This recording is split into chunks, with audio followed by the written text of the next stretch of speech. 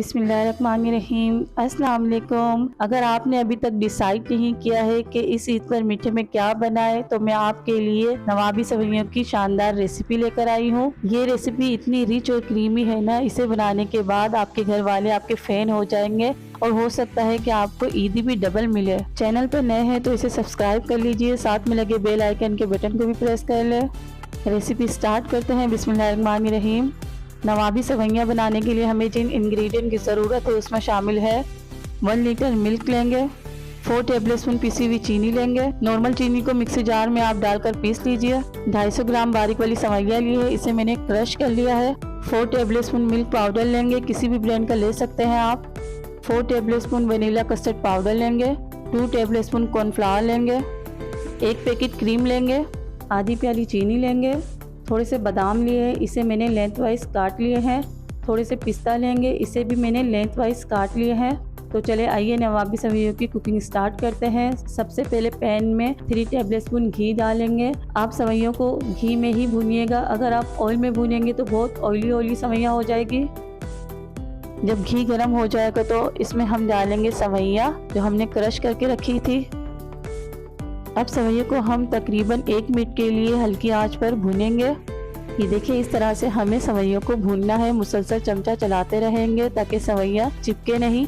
ये देखिए, सेवइयाँ हमारी भून चुकी है। अब हम इसमें पिसी हुई चीनी शामिल कर देंगे और साथ ही पाउडर मिल्क भी शामिल कर देंगे। अब लो फ्लेम पे हम इसे तकरीबन 3 मिनट तक भूनेंगे। चीनी और पाउडर मिल्क को हम सेवइयों के साथ अच्छी तरह से मिक्स करेंगे। यहाँ फ्लेम को हम लो रखेंगे ताकि जो हमने इसमें चीनी डाली है ना, वो सेवइयों पे अच्छी तरह से चिपक जाए। अगर हम चूल्हे की आंच तेज कर देंगे तो चीनी मेल्ट होकर सेवइयों को हार्ड कर देगी और सेवइयों का टेस्ट भी खराब हो जाएगा। ये देखिए, इस तरह से हमें इसे मिक्स करना है। मुसलसल चमचा चलाते रहेंगे ताकि ये दोनों चीज़ें अच्छी तरह से सेवइयों के साथ मिक्स हो जाए। अब हम इसमें कटे हुए बादाम और पिस्ते शामिल कर देंगे और इन्हें अच्छी तरह से मिक्स कर लेंगे।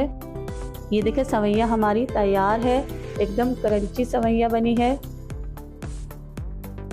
अब हम इसे एक बाउल में निकाल लेंगे और साइड में रख देंगे। अब आ जाते हैं नेक्स्ट स्टेप की तरफ। सबसे पहले हम पतीले में मिल्क डालेंगे। यहाँ मैंने फुल क्रीम मिल्क लिया है। अब हम इसमें चीनी शामिल कर देंगे। चीनी को हिलाते हुए एक उबाल आने तक हम दूध को बॉईल कर लेंगे। आप देख सकते हैं दूध में बॉईल आ चुका है, चीनी भी मेल्ट हो चुकी है। अब इसी दूध में से हम 1 प्याली दूध निकालेंगे।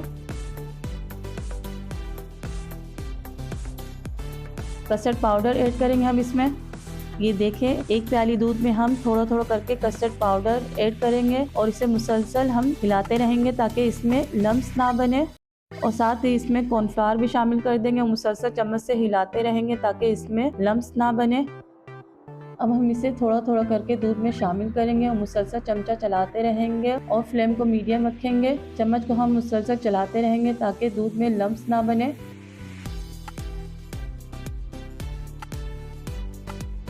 ये देख सकते हैं आप, हमारा कस्टर्ड तैयार हो रहा है। कस्टर्ड को हम गाढ़ा होने तक हल्की आंच पर तकरीबन 5 से 7 मिनट तक पकाएंगे। बहुत जल्दी बन के तैयार हो जाता है। ये देखें, इतना गाढ़ा होना चाहिए कस्टर्ड। कस्टर्ड तैयार है, चूल्हे को हम बंद कर देंगे। अब हम ले लेते हैं एक सर्विंग डिश। जिस डिश में आप सर्व करेंगे ना, वही डिश दीजिएगा।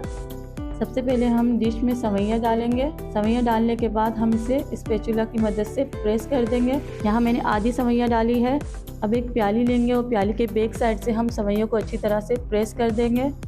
अब हम इस पर क्रीम की लेयर लगाएंगे। क्रीम को मैंने पाइपिंग बैग में डाल दिया है।